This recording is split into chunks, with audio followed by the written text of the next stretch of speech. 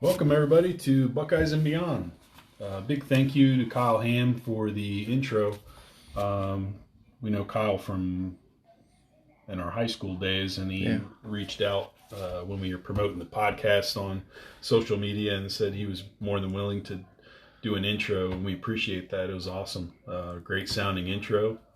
Yeah. And we appreciate it. Yeah, and if you have some time, try to Google Delightfully Strange, which was Kyle's band back in high school. They were a lot of fun. I don't know if he really has any footage left out there, but if you can, just give him a look.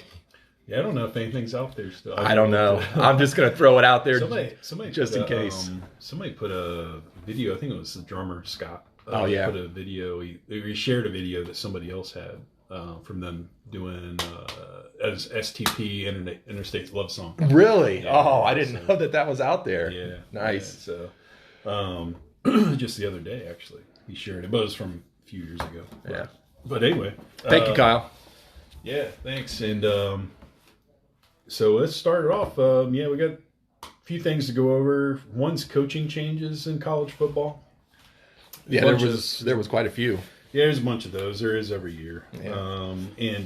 And then we'll go over the national title game, a bunch of stuff there. That might take up the bulk of this podcast.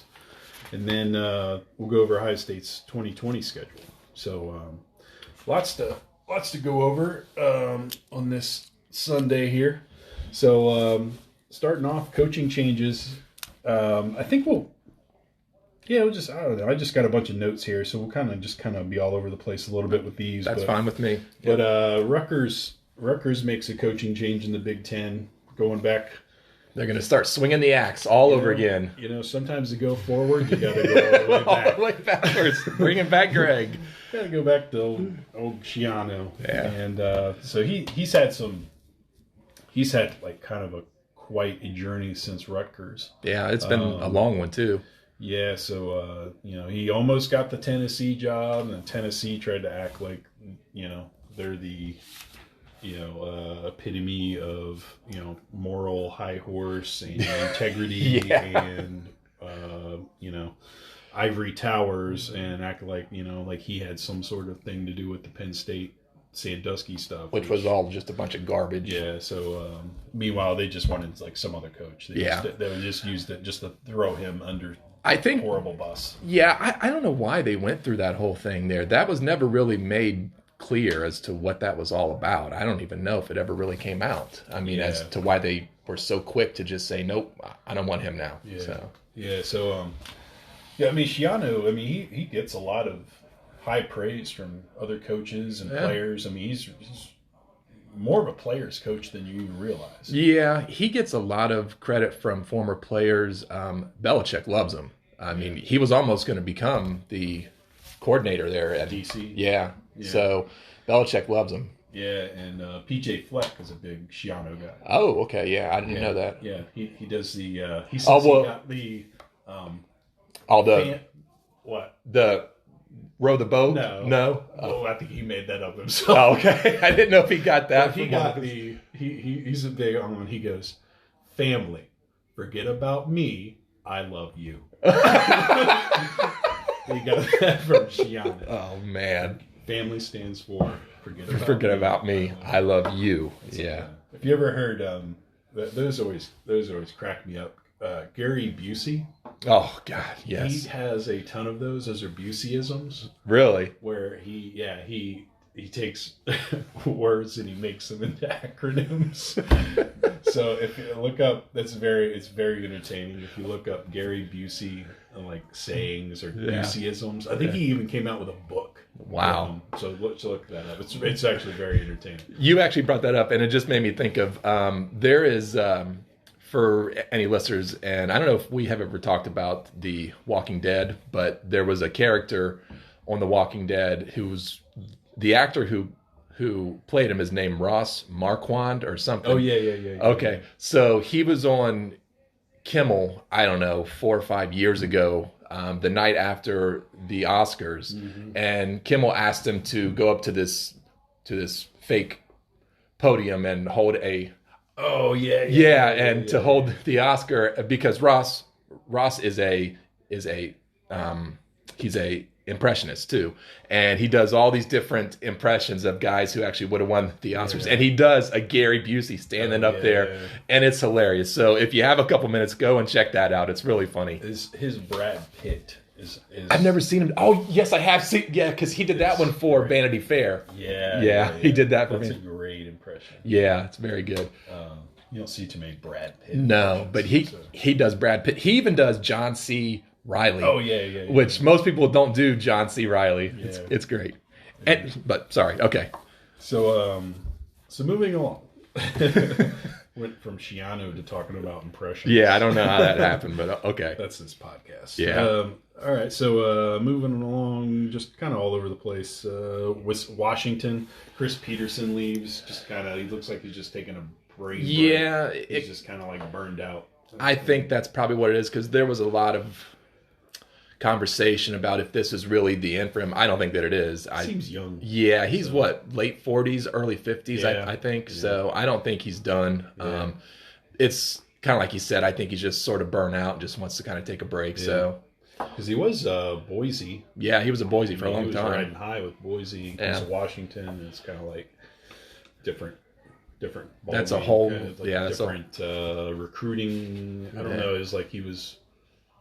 I don't know. Boise State, you get like you get California's leftovers. Is pretty much what you get. Yeah. So and Washington, you're just compete with Oregon and which Wazoo is getting really hard now. Yeah. So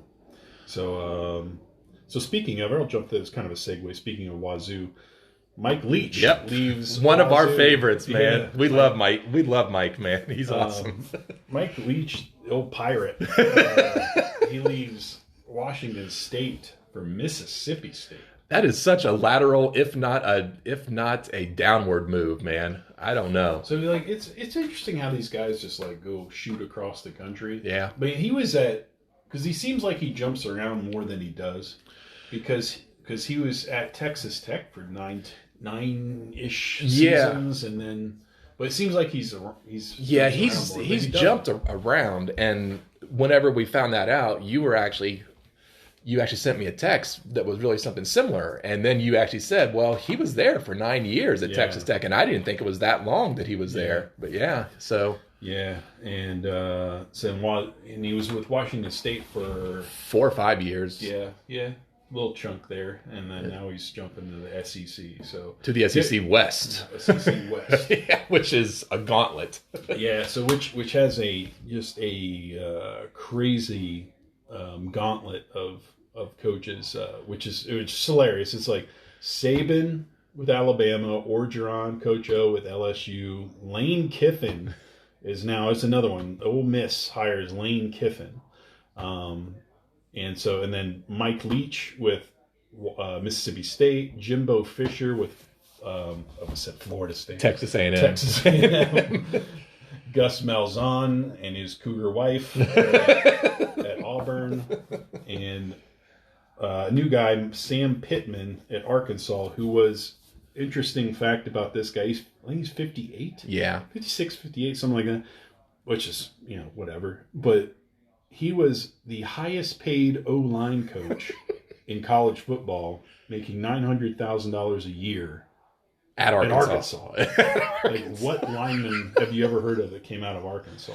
It's very weird. That is the biggest mystery of last season is why are you paying that guy $900K? Yeah, like so Chad Morris was the Arkansas coach, and Clemson has been known to have the highest assistant salary. So it was probably something that Chad Morris brought over there. And then SEC is always trying to get assistants higher paying salaries because everybody else is in the SEC. Yeah. And they got these $1 million assistant coordinators and stuff like that. So, I mean, they're just confused. Yeah. I don't know what Brett Venables makes, but I would bet it's a pretty good chunk, man.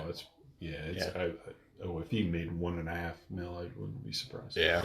So, but yeah, you can't really take Clemson's blueprint and bring it to Arkansas. That's just that's not going to work, man. It's just Chad Morris was and we don't have to really talk about this long, but I just wanted to actually bring this up. It was crazy. He went from a high school head coach to a offensive coordinator at one of the bigger programs in the country and then he went to head coach at Arkansas, all in a period of about 3 years, I think. Yeah. It was nuts, that ride that he was on. But then he proved that he's probably better served to just be a high school coach or a OC, because he couldn't handle it at Arkansas. Yeah. Some guys just, you see it on NFL level too. You're like, you're just a coordinator. Ready. It's just like, let's focus on one side of the ball, not all three phases. So, and the game management, it's a lot. And the recruiting and the college football is just like, it's even. That's what some people don't get, is that a college football head coach is more or less a 365-day a year job. There's not really a break. They take breaks, but there's not really room for much of a break. Hardly. Yeah, a lot of them might be, let's see, not even just yet, I think. No, because there's still the last signing day in February. Yeah. So they're probably a lot of them take a vacation probably right after that. Yeah, right. I would say they probably take a small vacation, because then spring camp starts in March. Yeah. So, it's like there's really no break for a college football coach. Oof. It's a rough life, man. Yeah, it's like, so you see them, some of them age faster than the president. Yeah. They age rapidly, man. Obama looked like a chipper 32 when he entered the office. He came out looking like he's signing up for AARP. So moving along. Arkansas, Missouri, staying in the SEC. Missouri gets Appalachian State's coach Eli. Interesting last name, Drinkwitz. Just like it sounds, Drinkwitz. That's a great last name, man. So he's a offensive coordinator background, and he's coming from App State to Mizzou. So every time Mizzou has a solid team, it's like totally offense. Yeah, it's all offense. I think the last really good defensive player they had was probably Sheldon Richardson. I think that's probably the last one that they had. They just don't have any defense. They never do. They score a bunch of points, and they try to it's right. all of their games are 45 to 46 or something. It's just crazy. But it's funny because weren't they a Big 12 team? They were a Big 12 team for a long time. Yeah. They were in the Big 12. Oh, yeah, that's right. Yeah, then A&M came over. Yeah. So moving down the line, Florida State. We talked about Florida State last podcast a week ago. Mike Norvell from Memphis moves to Florida State. I think that's actually a really solid hire. Yeah, he seems like he would run a tighter ship, and he just comes across as everywhere he's been. Mm-hmm. It seems like he's run a tight ship there. So young coach though. Yeah. So and then the guy he replaced, Willie Taggart, takes over. It's a very this is like a round robin of hires. I know. Willie Taggart stays in the state of Florida, takes over for Lane Kiffin. Willie Taggart, who was at Florida State before that, Oregon before that, University of South Florida. So he's still got those recruiting ties in Florida if he hasn't just napalmed recruiting bridges by sucking as a coach. I don't know. So he's at FAU, Florida Atlantic. So we'll see. Good luck, Florida Atlantic. Yeah. So you think? Well, these guys are funny because they get these.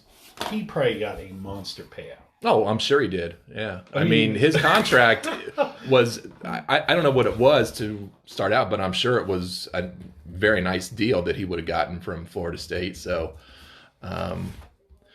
buyout with 20. Is that $20 million? Willie Taggart fired. We'll end up paying 3 buyouts. Totaling over $20 million to fire Willie Taggart. And then I don't know what they paid Norvell. His part is $18 million. Okay. So they paid Willie Taggart $18 million to get the hell out of here. The program wasn't living up to their standards. I get that, but that's a lot of money to pay him to just get out of there, man. What's in these contracts where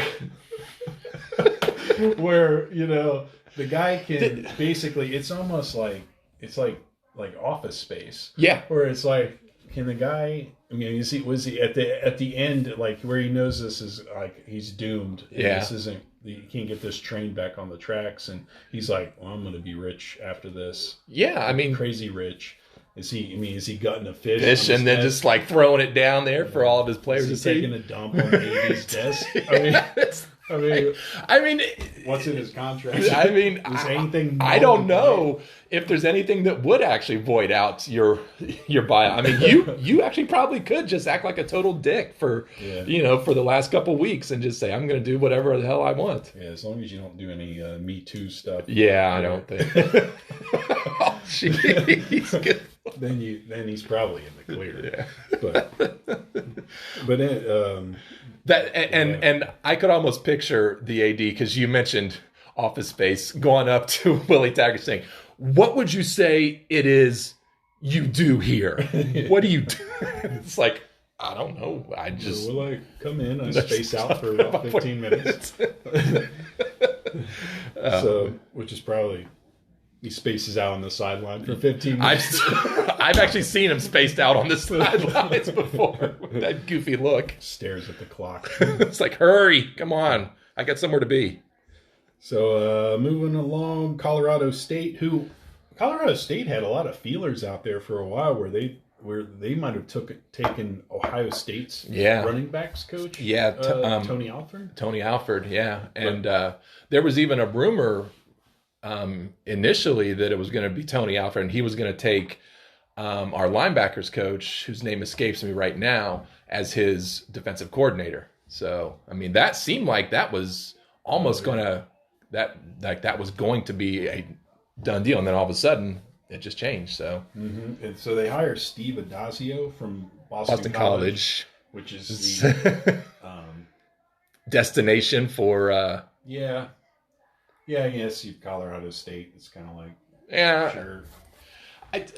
Colorado State it's so strange. I mean, they do send some talent to the NFL. I mean, you do see some players from Colorado State. I mean, but they almost feel like they're just non-existent because they play in I think it's the WAC or the Mountain West. I can't remember. Well, actually, I don't think the WAC is even in place now. I think it is actually just the WAC. Yeah, it's not the WAC. Sorry, WAC it's the WAC. Yeah, it's the Mountain West, I believe, is where they play.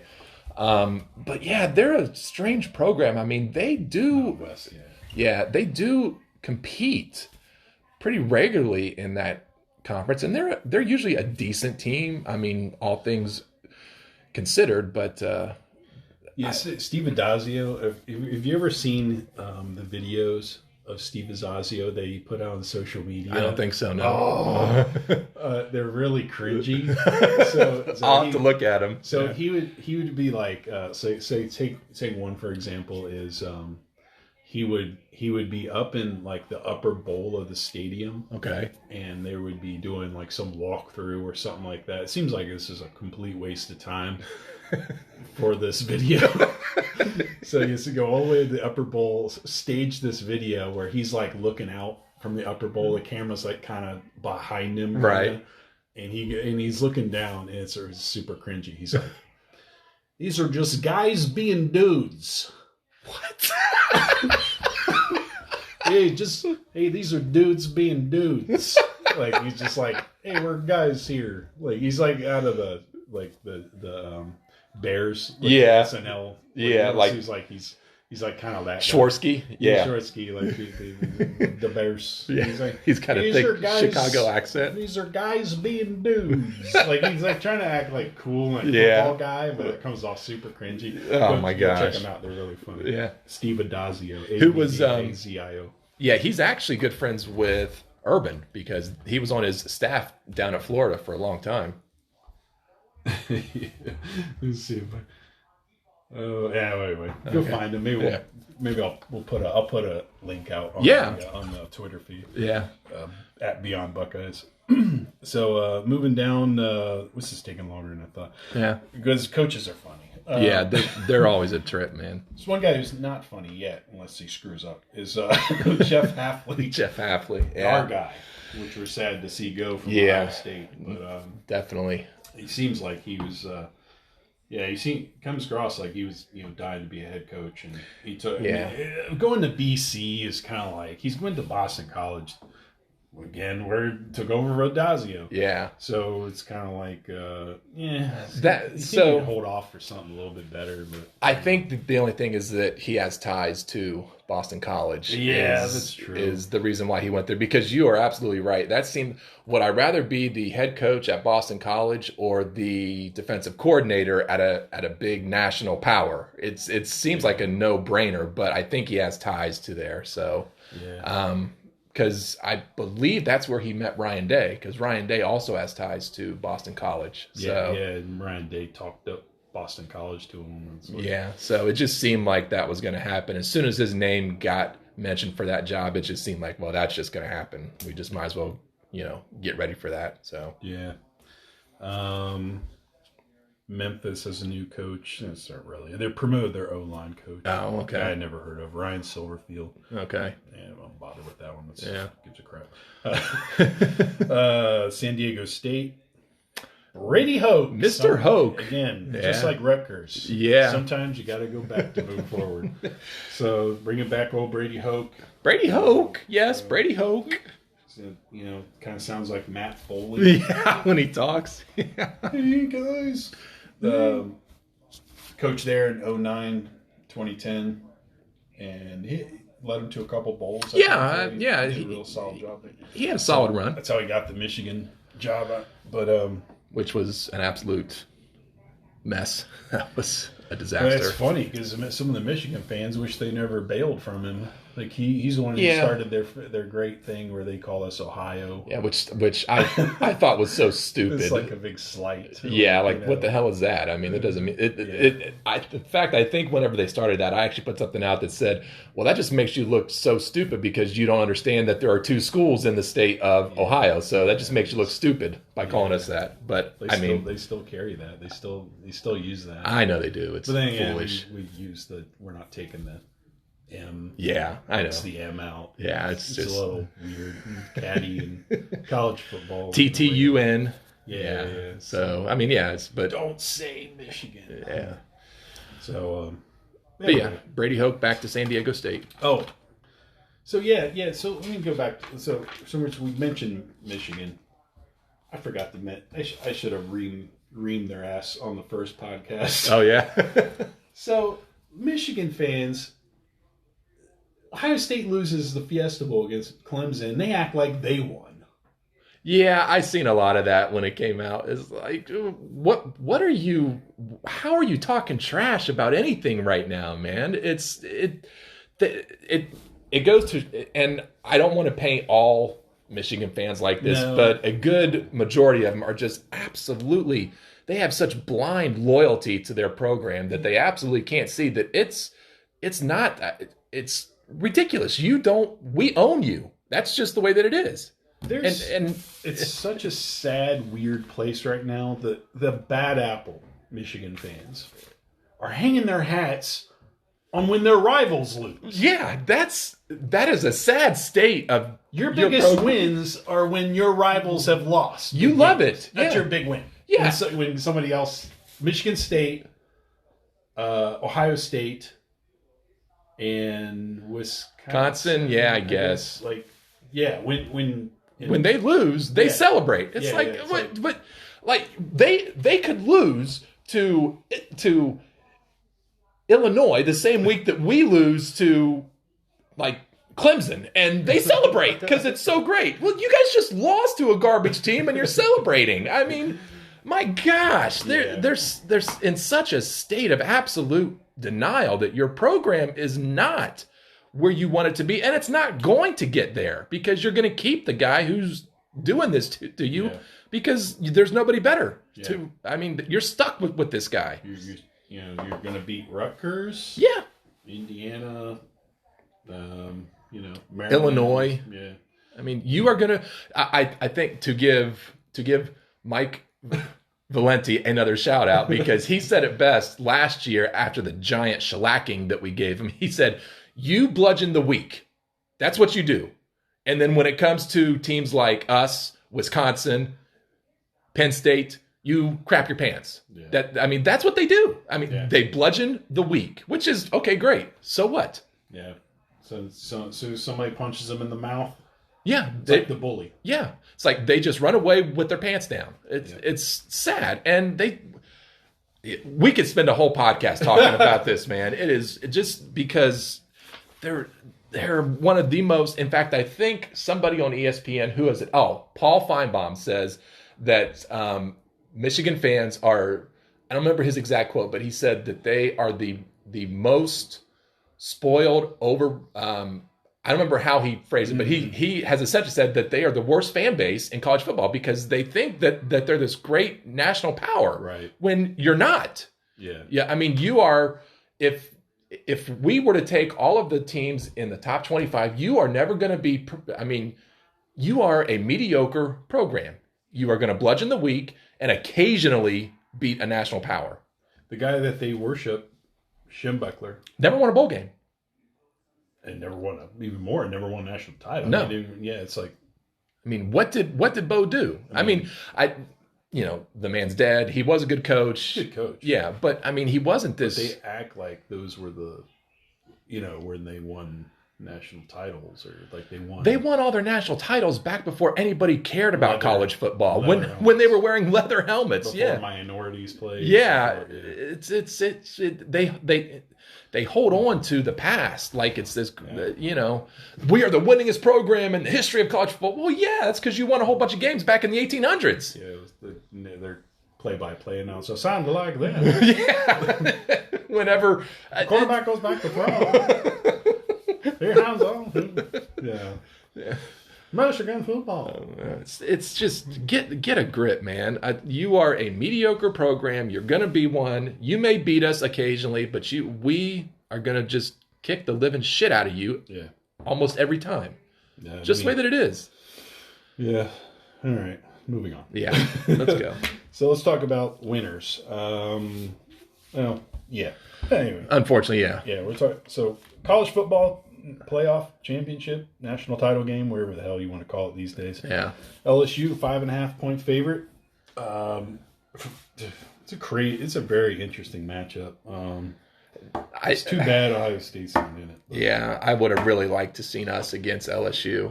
And it's going to really suck if Clemson wins and you're going to be like, should have been us. Yeah, I am 100% all in LSU, man. Yeah. I am all in on LSU.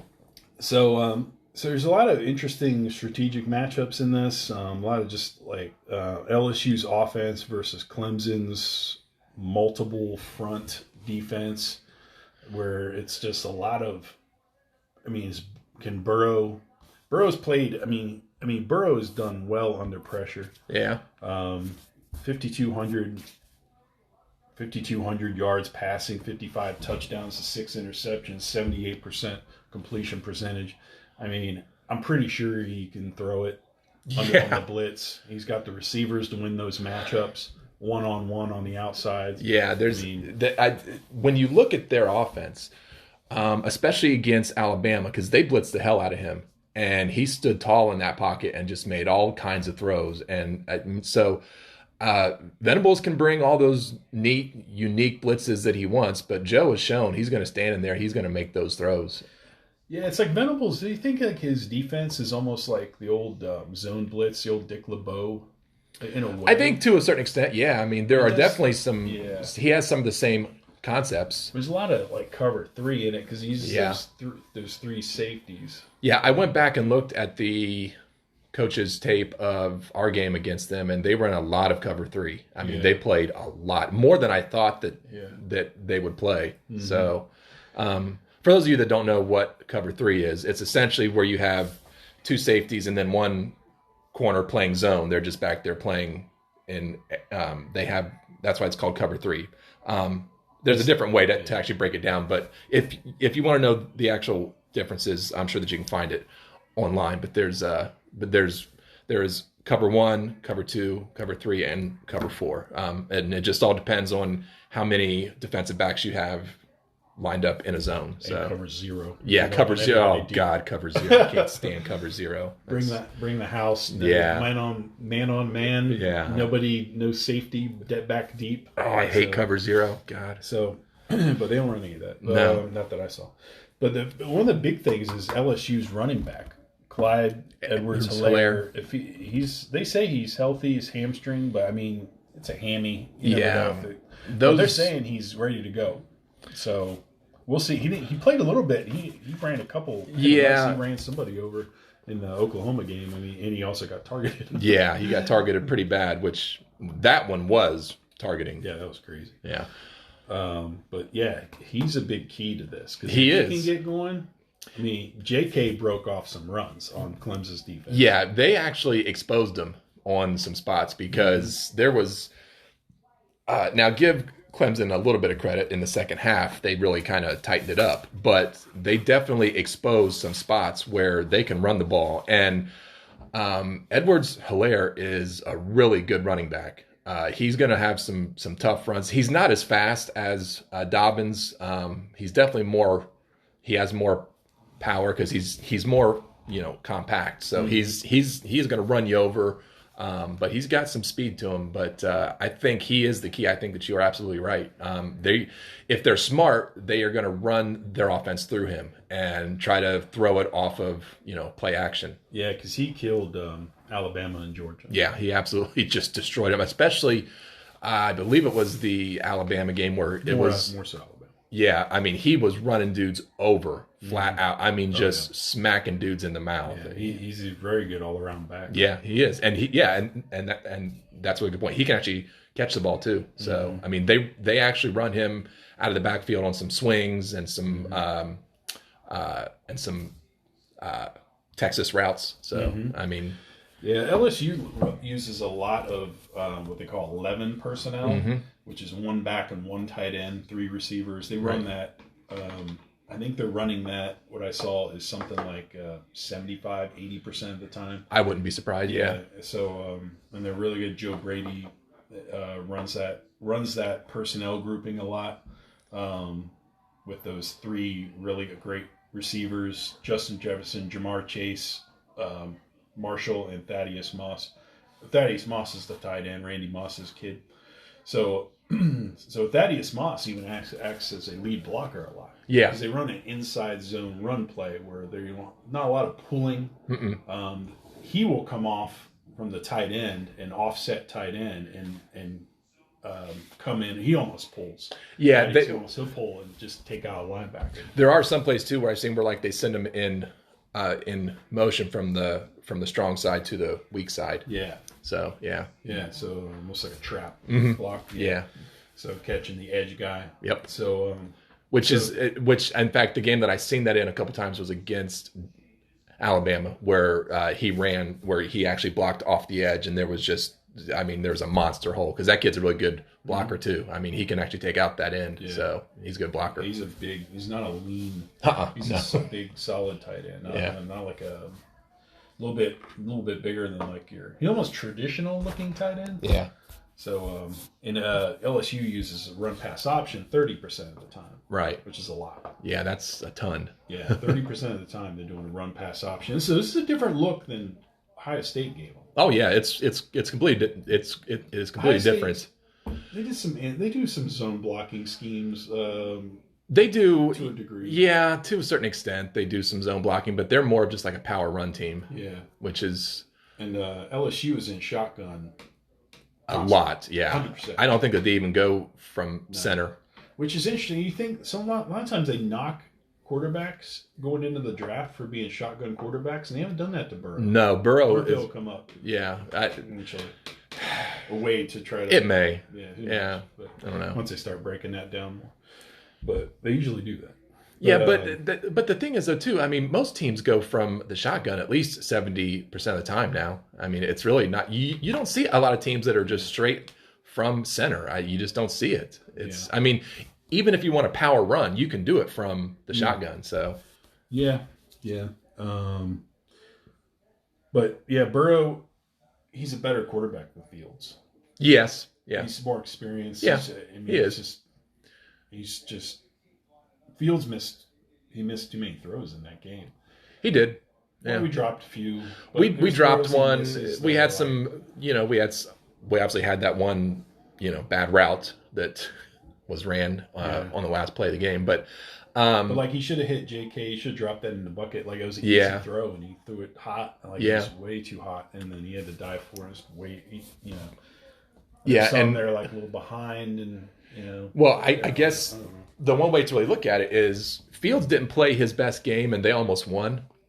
Burrow's better than Fields, and if Joe doesn't play his best game, they can still win. I mean, Joe is that good. I mean, even if he's off, they can still win that game. So yeah. I mean, one big thing I think is, does Venables lay off some of these blitzes knowing he's got? They have studs. I just don't think their passing game is ridiculous. Does he lay off the blitzes? I don't think he does, because he comes off to me as someone who says, this is what I do, and it works, and I'm going to do it. I don't care if I lose. Forever. Yeah, I think he's so set that that's what he is going to. Now, he may change that in like the second half if it's not really working, but I don't think 17-0. Yeah, I don't think he is going to go in there with any other, game plan than what he's had. So yeah, I mean, can Clemson's secondary hang with? That's a big question. That's going to be the key matchup. They win so many 50-50 balls and balls that it's like, even when they're covered, they're getting these. That's something that I think Joe doesn't get enough credit for. People assume a 50-50 ball is you just throw it up and whoever gets it. There is a skill to throwing the 50-50 ball. And Joe's really good at it. Mm-hmm. I mean, you have to put it in a place where that your guy has the best chance to really get it. Right. I mean, it's not just chucking it up. Line, not the middle of the field. Right, and Joe's really good at it. Yeah. And Justin Jefferson is an absolute stud outside on that. I mean, there's not a ball that he can't catch. So. Yeah. So on the other side of it, LSU's defense versus. LSU's defense, I don't know. They're so Jekyll and Hyde, man. Yeah, I mean, Jekyll and Hyde, but I mean, it's just I don't know if it's just like who they're up against, type of offense they're facing. But yeah, because they played when they played Ole Miss, they gave up like 300, 400 yards rushing to Ole Miss. I mean. But it's just, and then they have games against like against Georgia where they play absolutely great. It's just they're so up and down. I don't know. Yeah, I mean they give up for the year. I mean cumulatively that's like 21 a game, but that's not bad. Here in the last little bit, it's like Georgia, they held to 10 points. Right. Georgia struggles a little bit offensively. Texas A&M, they just dominated 50-7. So I mean, here lately they stepped it up. Yeah, and then they give up 41 to Alabama. Ole Miss 37. Yeah. Arkansas, only 20, but it might have been mop up points for them. Yeah. So for Arkansas, so. I mean, that's what I mean. You just sort of never know what you're going to get with them. Now, do I think that they're going to bring their best game in this? Oh, sure. I mean, absolutely. I don't think that they're not going to be Jekyll in this game. They are going to bring their Hyde game. So. Yeah, this isn't a typical LSU defense. Usually the defense has been their strength. Always has been. Their defensive line seems to be the weakest part of their defense. Their secondary is really good. Yeah, and their linebackers are solid. Yeah. And they're actually getting one of their best players back for this game, too. His name escapes me right now. He's a linebacker. He was out for the last 4 or 5 games of the season because of a personal thing that he had happening with his family. I know his name. I just can't think of it right now. Michael Divinity? Yes, Michael Divinity. He's actually back for this game. So, and he's a great football player. So. Oh, wait, he had a 6-game suspension. Oh, I thought it was personal reasons. They said it was personal reasons. Technically, yes. Yeah, I guess technically it was personal reasons, but it was a 6-game suspension. I didn't know it was a 6-game suspension. Yeah, he personally was smoking a lot of weed. That was a personal reason. He got busted for for weed. Okay, well, he's actually back for this game, so. So yeah, I mean, can LSU, they're in the same boat, similar to Clemson. Clemson's the weakness on defense is kind of their line because they graduated and a lot of guys left. Right. So they pressure a lot with their linebackers and the different safety blitzes and stuff like that. So can LSU pressure with their linebackers? They do have a guy on the edge. What's his name? Levon Chasen. Right. Who's really good, number 18. He's a great edge rusher, Yeah. So he's almost like he's the only guy that can ever get pressure with off the line. Yeah. So, but they've done a lot. They've done well lately with getting to the quarterback. Yeah, and in the game against us, Clemson proved that their line is not as strong as they thought that it was because we had some pressure, not just with Chase, but we had some other guys who were actually getting pressure too. Yeah. So, I mean, they are susceptible to giving up some sacks. Yeah, it's like does the line hold up for Clemson? Can they run the ball with ETN? That's they didn't versus us. I'm glad that you actually brought him up because no, you're absolutely right. We actually shut him down except for the one a little screen pass. Drop. Was that even a screen or was that like I don't remember if it was a screen or what, it was probably like I think it was more like a check down. No, I think it was just a check down. But is he going to be able to get his game going is going to be the biggest thing for them because if Lawrence just has to step back and throw all game and they can't actually run the ball, it's going to be a long night. I really think so. So they need to get ETN going. He has to have a big game. There's no question about that. Yeah. Can their line hold up versus LSU? LSU's got pretty good secondary. That's actually that's what I'm saying. Yeah. That's in fact, Stingley's a true freshman who's a stud. I mean they got guys back Delpit there. won the Thorpe, which was upsetting. Best defensive back in college football. So Grant Delpit, who's a top 10-ish, probably I would say he's probably a top 10 pick. Yeah. So I mean they got Higgins, and Justin Ross. They were banged up against us. Yeah. Clemson's like, hey, we were unlucky too. We didn't have our best receivers playing their best. Garbage. Shut up. But hey, they're matched up against solid DBs. Yeah. Are they neutralized versus solid DBs? Can Stingley, Delpit, and LSU secondary neutralize these guys like we did for the most part? I think Justin Ross had some catches. I mean, don't get me wrong. But they weren't. Nobody exploded. No, and I think it'll be interesting to see where Stingley lines up against who. If they're going to line him up against Higgins or Ross, or if they're just going to mix it up as the game goes on. I think that'll be really fun to watch because Higgins is a great receiver. I mean, he is going to play on Sundays. He's a tall guy. Yeah, he's both of them are tall. Yeah, they're both about 6'4", 210, 220 pounds, so they're really big guys. But I think it'll be interesting to see where Stingley lines up. Yeah, for most of the game. Does LSU play? Do they get into more zone? Now they're snake bitten, looking at the OSU tape where they think Lawrence is now a threat with his legs, which hasn't been all year. Yeah, they might be wise to play some more zone to at least leave somebody in the middle of the field, not necessarily as like a spy type thing, but just so they don't turn their backs on them. Right. Yeah. So when you're in man coverage, you're turning your back on. Your eyes aren't back at the quarterback at all. So I mean, Lawrence wasn't a threat to run all year. No. He didn't run the ball more than like 10 times. And that wasn't even like 10 was an anomaly before. Yeah, and that was against North Carolina. And then versus us 16 for like 107. They're two close games. Throw up. Yeah, I know. It's okay. Anyway. So and then Lawrence Trevor Lawrence. I mean, he's kind of a weird freak athlete, and 29-0 as a starter, and he looks like a giant woman. Yeah. So looks like he should be on the volleyball team, women's volleyball team. So get a haircut. So on Clemson's defense on that side of the ball, I mean, they got speed. So I mean, there's a lot of speed all over this field. It's similar to what Clemson Ohio State was. I mean, Not that Oklahoma didn't have speed, but Oklahoma they're just not as good. No, they didn't have any business being there.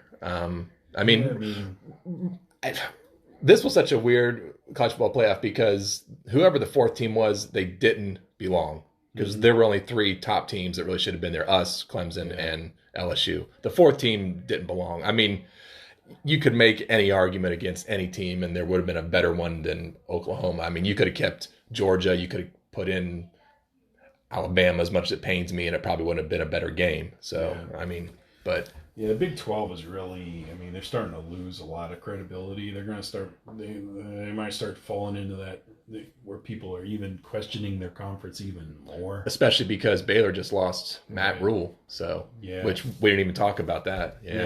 Matt Rule goes to the Carolina Panthers from Baylor, and so they're going to be in what happens there? Yeah, they're going to be in even more trouble because that leaves essentially Lincoln Riley and Tom Herman as your two best coaches, and that's Lincoln Riley's a great coach. Tom Herman is a nutcase, but I mean, he's trying to create Ohio State South down there. So. Yeah, well, that's not really working for him. Yeah, we'll see. I don't know. Ohio State got burned on just like two big plays. Yeah, two big plays. ETN and Trevor Lawrence. Yeah, the scramble. Yeah. So just two big plays burned them. There's 14 points right there. Yeah. And then all of our miscues and getting screwed on the fumble that wasn't the incomplete pass, whatever you want to call it. Still frustrating. That'll be frustrating until we get into like spring camp. Yeah. I was reading a lot of LSU people, reporters, a lot of analysis down there in LSU. They watched the all 22 tape, Clemson and Ohio State, and they said Ohio State's receivers are running more free than you even thought watching it on TV. They were getting held a lot. Yeah, a lot of jerseys being stretched that were never called. No, so it is what it is. I mean, it's. And you can make the argument, well, it was a different crew. They always have a crew from some other conference other than the two that are in the game, but they were still a SEC conference. Yeah. I would have much rather had like a Big 12 or a Pac-12, someone who really, because let's face it, Clemson is in the South, so I would have rather had a crew from out West who didn't, who didn't care, or who may not have anything invested in that game. So, but it is what it is. It's done. So I like LSU in this game just because I saw what Ohio State did to Clemson when they didn't take advantage. It was kind of like they just killed themselves. Yeah. And I think LSU's offense is better than Ohio State's. They got a better quarterback. Yeah. They have a more experienced, more poised quarterback that is 100%. Fields, not that I'm knocking him. He just missed some throws, but he wasn't quite 100% with that knee that he hurt in the Penn State game. So Burrow's 100% healthy. He's the Heisman winner. He's completed 78% of his passes, over 5,000 yards, 55 TDs, 6 interceptions. I haven't seen the guy get shook yet this year. No. And I've seen him throw under pressure with guys in his face. He moves around the pocket. He's a much better athlete than given credit for, and I think he's going to be the difference in the game again. And I think LSU wins. I don't think it'll be I'm going to say somewhere around where Ohio State game was. I think maybe a little bit more offense. Yeah. So I'm thinking like 35-27 LSU. Yeah, I've got something similar to that. I like LSU too, not just because I want to see Clemson lose. I mean, just if you look at the film, I mean, they're just a better football team. I think you're absolutely right about Joe. I also think that the difference in this game is going to be LSU's defense. I think they're tired of hearing guys like me say that they're a Jekyll and Hyde defense, and I think they're going to go out and prove that they're a really good defense. I like Stingley a whole lot. I like Delpit. I think they're going to match up well against Higgins, Ross, and whoever else that they can throw out there. I just think it's going to come down to the defense. I actually have a little bit lower score than what you would have. I'm going to go 24-17 LSU. I think I also think Brent Venables is one of the best coordinators in all of college football, and I think he was almost sickened by watching Dobbins run up and down the field. So I think he's going to come with a really good game plan. But yeah, I've got 24-17 LSU. Yeah, I think the over-under on this thing is high. I think at the total... stupid autoplay. Georgia fled graduate transfer quarterback Jamie Newman. Dumb autoplay. Ugh. Never mind. But I think it's like 69 points, actually. Well, I could be wrong. I just think that this is going to turn into a defensive game. I really do. And somebody else that we didn't even mention is Isaiah Simmons. I think he could be a difference too, with as well as he plays and all the spots that they can move him. I just like the defenses in this game, but I think that you're right about Joe. I think he is going to throw for at least 3 scores. Yeah. The over under 69.5. Well, I could be wrong. That's like 38-35. I mean, that 38-35, is over. So yeah. I mean, that's actually probably reasonable. Yeah. So, you know what? You almost talked me into a higher score, but I'm going to stick with 24-17 LSU, and I would be willing to go as high as like 31-24, but I'm going to stick with 24-17, and I'll probably be absolutely wrong. But I think that's what it's going to be. But I do think, got LSU, and they're favored 5.5. So I guess we're both taking LSU. Yeah, I'll take LSU in the points. Do you want to go over the Buckeye schedule because we're running short on time, or do you want to save that? Yeah, we can save it. Okay, we can save it. Okay, so you want to talk about something else while we got a few minutes to go here? Yeah, so I guess last week we went over recruiting, but I think we left off a couple guys. I don't know. Yeah. A couple things we missed. Gunnar Hoke is actually returning. Yeah, I didn't realize that. Quarterback for Ohio State. I thought he was just like I thought he was a grad 1-year guy, but he's got 1 year left. Yeah, he'll be around. So he's going to compete for the backup job on off experience, and he's got a shot. In the system. Yeah, So I still just think that Jack Miller and Ryan Day are joined at the hip so much. I still think he has the edge. And there was somebody, because I had posted something on our Twitter feed about Jack Miller after last week's, and sort of went viral with his family. Yeah. And well, I don't know. I just said for us, it's for us it's viral because our Twitter feed doesn't get that much action. But it's early. Yeah, but and then someone actually made a comment that C.J. Stroud may have something to actually say about that. I don't, and I want to clear. I kind of want to clear it up. I'm not saying that C.J. Stroud is not a good quarterback. I think he's an excellent quarterback. I just think that Jack Miller has the leg up right now because how long he's known Ryan Day. I mean, he's been recruiting him since he was 16 years old. So. Yeah.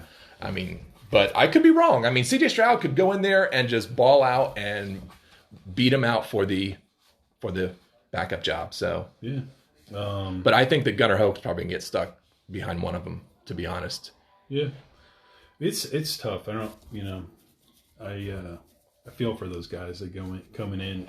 I mean, it's just iron sharpens iron. Yeah, it's like I know. They got to come up. They got to step up, and you go to big time college football, you're on a team with a bunch of other elite guys of the best in high school, the elite of high school ball, and that you gotta come to practice hard every day and it's sponge and be ready to learn and improve every single minute you're out there. It's tough, man. I mean, it's a lot of work, but you're absolutely right. Iron sharpens iron, and whatever happens with that backup job, it is going to make them both a much better football player. So, yeah. So another one we missed was DeJuan Jones, who on the offensive line. Yeah, that he's going to be competing for a tackle spot. Yeah, so. He's so big though, you could almost move him to guard, man. But I don't know if he's got the. Yeah. I mean, he's what 6'9", 300 and some pounds. He's a big dude. Yeah. Yes, number 79, DeJuan Jones, 6'8", 360 out of Indianapolis. 6'8", 360. Yeah, so, he even played basketball in high school. Wow. Averaged 17 and 9. Averaged 17 points? Wow. Boards. Well, I mean, I can imagine because that's got to be a tough dude to guard down in the box. Guy's 6'8", 360 pounds. You're not going to be able to muscle him out of the box. You're going to be sore. Yeah. Bodying him up on the block. Oh, good Lord. So yeah, he's going to be. He was only a freshman this year. Yeah. He might have redshirted. Maybe not. I don't know. It's hard to say. Yeah. So yeah. So there's a High State is so deep. I mean, they carry 100 guys on the roster, and even the 3 deep, the third guy deep, which you don't even see on a list. He's going to end up coming up next year. It's like, what is so funny? So much competition Is on our 3 deep roster, the third guy could probably start on most programs in the country because we're that deep. So I mean, yeah, and it just ends up paying off for them when they become an upperclassman. Yeah. So going up against the best in practice. Absolutely. So it ends up paying off for them later. This guy's just a lot of times you have to be patient. Yeah. So a lot of those guys came to campus. Yeah. They started classes. They enrolled. Yeah, I think there was 17 early enrollees or something like that. A lot of the highly touted guys. Yeah, in fact, there was a video on our Twitter page that I put out there where there was 4 of them who were all rooming together. C.J. Stroud and Legend Cavazos. Yeah. And can't remember who else it was, but they're all rooming together. Julian Fleming? Yes, it was Julian Fleming, C.J. Stroud, Legend Cavazos, and the linebacker. Court? Yes, Court Williams. They're all rooming together, which I thought was really cool. So different mix. Yeah, positions. Definitely. Yeah. So all these guys are getting the first taste of Columbus, Ohio weather. Yeah, it's January 12th. Yeah. And on Monday and Tuesday it's supposed to be 60 and sunny. Yeah. What the H, man? It's crazy. One kid put out there. He said, "I've seen snow, rain, sunshine, warm temps, cold temps, all like in the first couple of weeks." Like, welcome to Ohio. Yeah, that's what it is here, man. Pretty much. So, so that about wraps it up. We'll finish up here. We only got like a couple minutes, and you want to put out our social stuff? Yeah, at Beyond Buckeyes on Twitter. We're putting out some stuff. Like we'll retweet some stuff and anything that's pretty interesting that's not been flooded on social media, enough to just like put it back on your feed. So give us a follow, and and also on YouTube, look us up. Buckeyes and Beyond. Buckeyes and Beyond is the YouTube page. You can subscribe to it. Right now, it's just videos of our podcast. Unfortunately, you would just be staring at a giant block O, but I get that some people still actually like that. If this thing takes off, then we may do more with that page. Yeah. We'll see. But yeah, go to Buckeyes and Beyond and subscribe to that. If you are listening to us on Apple Podcasts, please give us a rating and a comment. Let us know how we are doing. Yeah, the reviews help us get higher up in like search results when people search Buckeyes. So keep this thing going. We don't have any ads right now, so we'll keep it that way for a while. Yeah, we're just trying to get good at this. So yeah, we don't want to throw ads at people if we're not really giving them a solid product yet. So we're just going to kind of wait and see how it does. But give us a look on social media. We don't have a Facebook page yet. We may actually do that at some point. I'm not sure. But right now it's just the Twitter account. Instagram, we're on there, but we don't do a whole lot of stuff on it. So there's not really much to see there. So I think that's pretty much it. Subscribe, follow. Just helps us out. Gets us a little bit more legitimacy so we can keep this going. Yeah. Get a little bit stronger. So. And we will get into the schedule for 2020 next episode. So next episode we'll review the national title game, schedule for Ohio State, anything else Ohio State. Maybe we'll start to get into basketball. So and really quick, I know we got short on time. If you are a wrestling fan, we have someone who may be coming on the show to talk a little Buckeye football and wrestling, who has a wrestling podcast that we're going to try and actually help him promote. So what's Adam Howe, and their podcast is 3-Man Booth. 3-man booth, yes. 3-man booth. So give them a listen, and we'll have Adam on at some point. So that's pretty much it, right, Jeff? That's it. All right. Thanks, guys. All right, see ya.